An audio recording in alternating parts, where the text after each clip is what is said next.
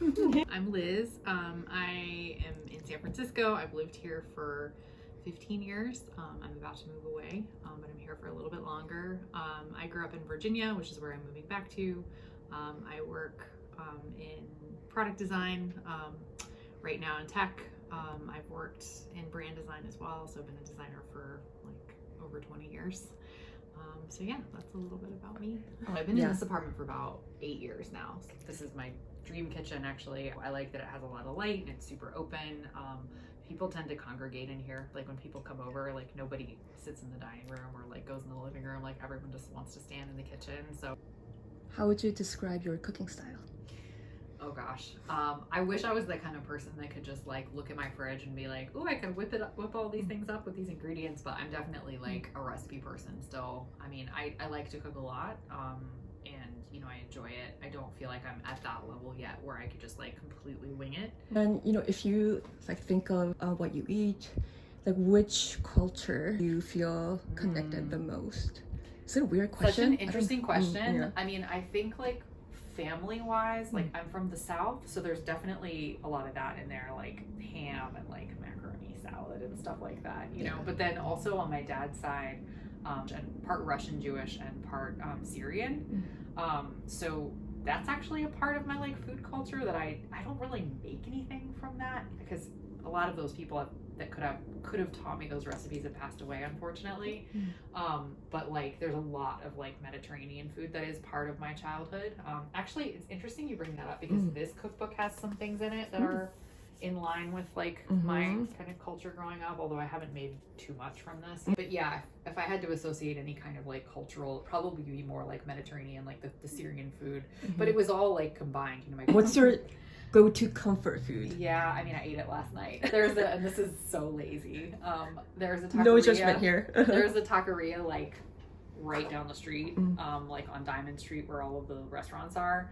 And I'll order like a super baby super prawn burrito is my order, with extra prawns. And I got that last night. Now that you've lived here for like 15 years in the Bay Area, do you think that has affected the way you eat or cook? Definitely. Yeah. My God, definitely. I mean, there's food that I never really regularly had until I moved here.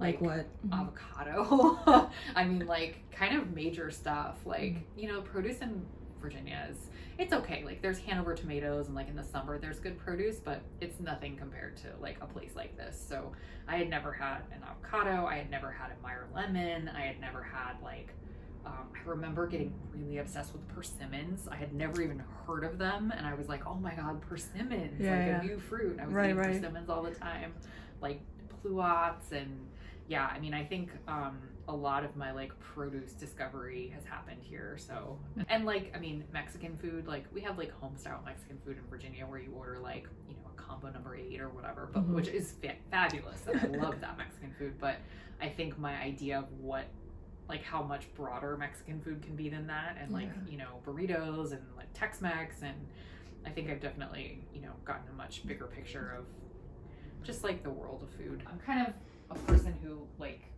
likes a little bit of clutter as a decorative element. So I mean, I want to be surrounded by beautiful things, really, and colorful things, and I think my kitchen is a pretty good example of that. Fridge? Sure. Okay. Yeah, so I mean, on the fridge, I think this is pretty typical for most people, but lots of pictures of my family, like my nephew and my son. These are like vintage, like crochet, you know, they're kind of like those grandma style like crochet blankets, but I've bought them in thrift stores. Like I've collected them over the years. Like you can kind of tell that like these were purchased at the same time. And then inside, wow, so clean. it's pretty clean. I cleaned it out recently. Okay. There's just a lot of skincare up here. Oh, butter. Okay. And then like I definitely have a lot of condiments. So like I have like a pretty large like mustard collection. Are these all mustard? Almost all mustards. Okay. Yeah, they're like this brand of Engelhofer I really like. This is kind of more like sauces and things. What's like, that? That's Tomato paste. Okay. There's like, you know, tonkatsu sauce and stuff. Like little packages of things. Like fresh herbs and stuff in the drawer that maybe aren't quite so I like how you put these in the jar. Yeah, it helps keep them fresh a little longer. I mean, I'm so obsessed with this. I go through a jar of this like probably every 2 weeks, which That is peach, a lot. that specific flavor that you or like? strawberry, I alternate. Okay.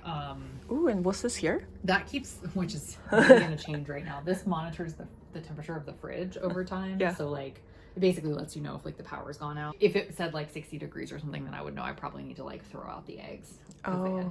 You know. Does that actually happen? It can. Like if you're, okay. you know, maybe if you're out of town over the weekend and you don't know that the power went out, you know, it'll tell you like how warm the fridge got, which is kind of nice. And I did this like lazy so that I could have more access to things. Good thinking. There's lots of jars and stuff. You put the baking soda there. Oh yeah, because I'm really weird about smells. I don't want anything to smell bad. Yeah. So I have a bunch. I'm really obsessed with this Papalote salsa. I am gonna be so sad if I can't find that in Virginia. I'll probably order it online. Okay, Chipotle. So that's like a local brand. Got it. Although I do think they have more broad distribution. Okay. We can find it. I love my little, I mean, like. Yeah, those are cute. Like, but I love this little thing. It came from Anthropology, like probably like 20 years ago. Serrano peppers. I like to make my own, like pickled peppers. So that's what's in the back. Oh, that's cool. Oh wait, what's that? This, like, you just when you cook bacon, you can just like strain it into a, and then you just use it instead of. Yeah. So you save it every time you cook I save it. it, and I can like scoop it out and use it. Okay. Yeah, it's like a very fancy milk brand. Alexandre. Yeah, cool. Yeah. And then let's look at the freezer if you don't mind. Yeah. This might be a little less ordinary, actually. I have probably way too much of this. Like, I really like these like.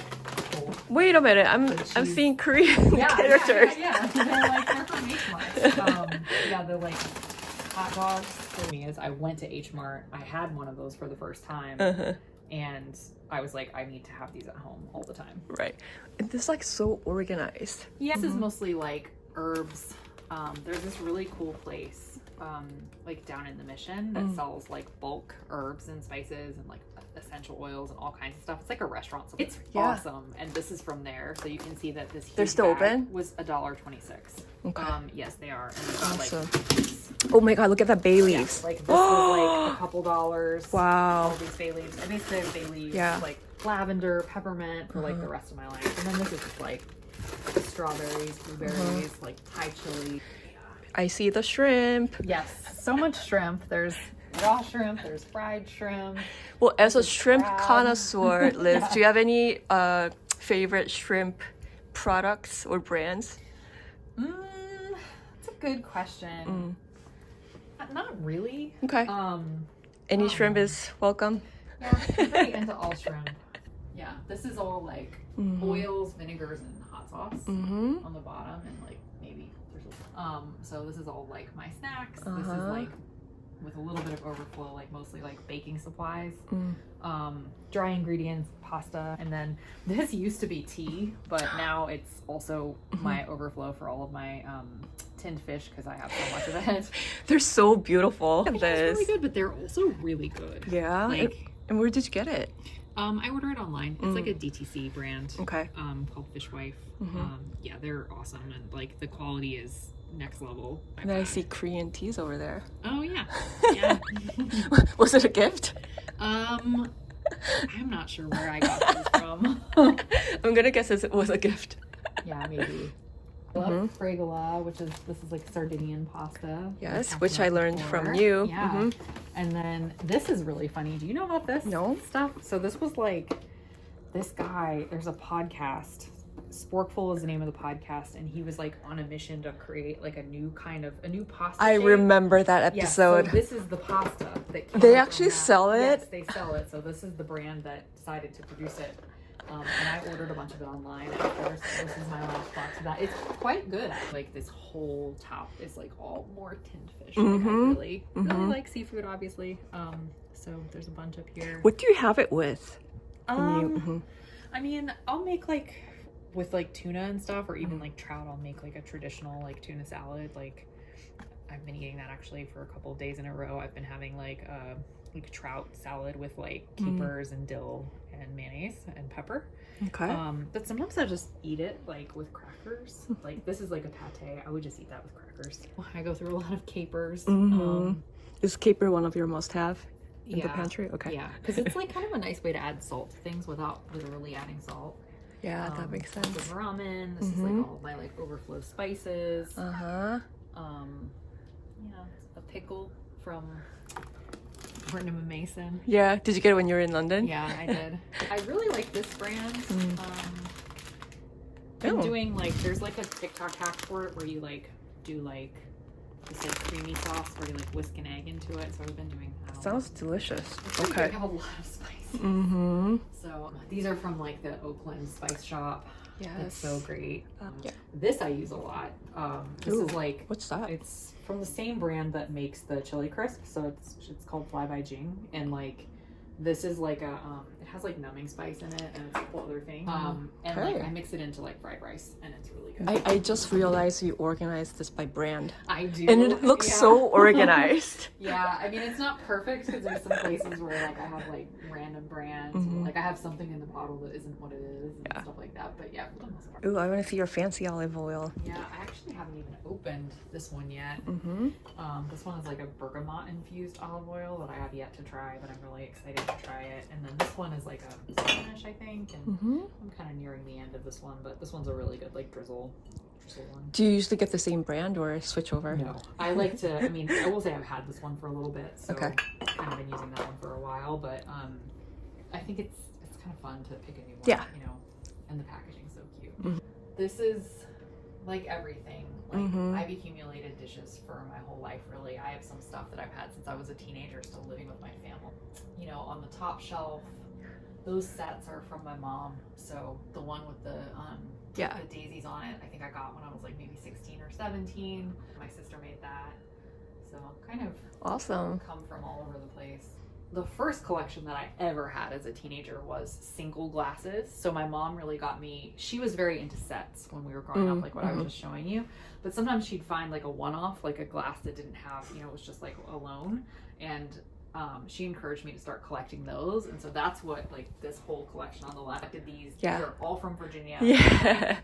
It's your history. Yes. And they're all very old. They're from like the 40s, 50s, 60s. The set on the right is another set for my mom. And there's a funny story about that one actually. She bought it for me on Etsy. She didn't pack it super well, and when it arrived, she basically sent me like a box of broken glass. It was really sad, and she felt so terrible that she found them again and bought them for me again. This is the second version of, or the second set of those glasses that I've had. These are from IKEA. They like do a different design to these every year. So sometimes they have a really good one. Yeah, it's kind of hit or miss, but when they're good, I buy them. So I've got like 3 sets of those. Yeah. Where's this cherry? Target. I think I've had this since I lived in Virginia. This is not vintage, but it looks like it. These are actually vintage. These ones that have the polka dots on them, and actually, oh my gosh, I have some really cool ones to show you that I don't really use because they can't survive the dishwasher. Wow. They're like, and I don't have the whole set, but they're like playing card. Oh, that's so cool. Which are really cool. Yeah. Like very precious. These are Mud Witch, so this is the same one as the plates. Do you actually use it? I do. I do use them. Yeah, those are probably anything that's on the lower shelves. I use. There's a funny story with this mug. I found it on the street in Nob Hill. Like I was just walking down the street and somebody had like sat it on the sidewalk, and I was like, "That's awesome." It's so weird. This is funny. This is another thing that my mom mailed me from Virginia. The Lance jar. These are like really collectible for like antiques, but actually my mom told me she thinks it's a counterfeit. But we had it growing up, so it's really sentimental to me whether it's counterfeit or not. Like you can tell it's been used to death, and like we used to put bread in it growing up, but I put tea in it now as an adult. So yeah, but these bowls are antique that are from my mom. Oh, that's beautiful. I don't really use them. They're kind of dusty. I don't really use them because I'm a little afraid I'm going to break them. I probably should use them more, but like I think a lot of these bowls are from like the 1910s and the 1920s. So they're like very precious to me, but I don't really use them. So this is my gadget drawer. I think probably my favorite gadget in here, to be honest, is this, which is like, it's like a laser pointer for temperature. So if you are, you know, trying to hit a certain like oil temperature or whatever to cook something, you don't have to touch anything. It just reads it like, yeah, you can just put the laser on. Very color, which I think is very cute. This thing like cracks an egg by putting just like one little pinhole in it, and it helps when you're boiling eggs for them to not explode. Oh, I've heard about it. So this knife, which is really scary. Mm. It doesn't look scary because it has like the rounded top, but this knife is like one of the sharpest knives. Like, it's definitely the sharpest knife that I have. It's for carving meat. I got it for having like a ham party a long time ago. Not plants are obviously not a kitchen staple, but they are for me. Yeah. This plant is one of the ones I've had the longest, the spider plant, which all the other spider plants are baby size basically in my house. I got this spider plant in 2013, so it's 10.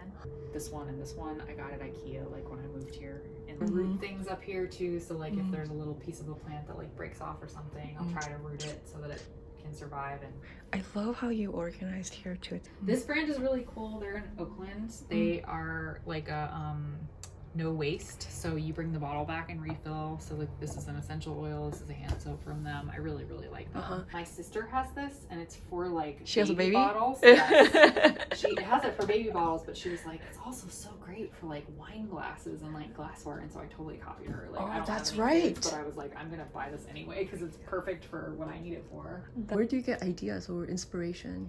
Like I watch a lot of like America's Test Kitchen and stuff too, and like food TV, and like on TikTok and Instagram and stuff. I have like recipe libraries, and I even have a folder on my phone that's like recipe, like sort of book, I guess. Oh, it's cool. Like a folder in my photos. I love all of these, but like this one has been the one that like I have used to death. Like the Ooh, look at all the like, notes.